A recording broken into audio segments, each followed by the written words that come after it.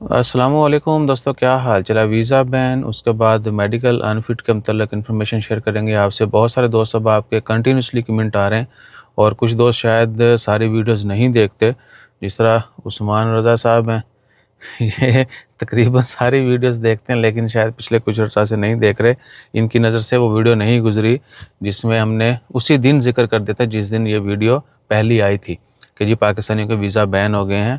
फ़िलहाल आज 10 मार्च है और इतवार का दिन है।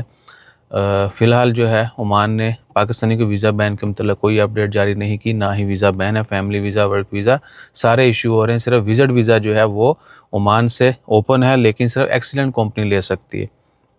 जो जनरल विज़िट वीज़ा है जो हर कोई लेके आ जाता था, वो सिर्फ एक्सीलेंट कंपनी को मिलता है आज।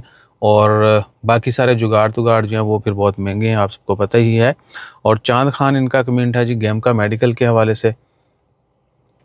वालेकुम अस्सलाम। गैम का मेडिकल अनफिट है, क्या फिर भी ओमान में अपना बिज़नेस कर सकते हैं? ओमान में बिज़नेस करने के लिए मेडिकल जो है वो बाद में कह लें कि मैटर करता है। पहले है कि आपका अपना बिज़नेस होना चाहिए या जैसे भी आपने ओमान में काम करना है वो पॉसिबिलिटीज़ होनी चाहिए।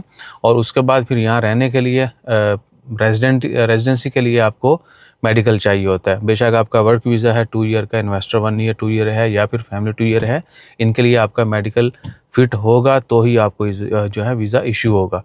और फिट नहीं है तो आप क्या कर सकते हैं, आपको ट्रीटमेंट करवाना है। जो भी मसले मसाइल आ रहे हैं आपके मेडिकल के, हेलो सूरज भी निकल आया, तेज़ हो गया।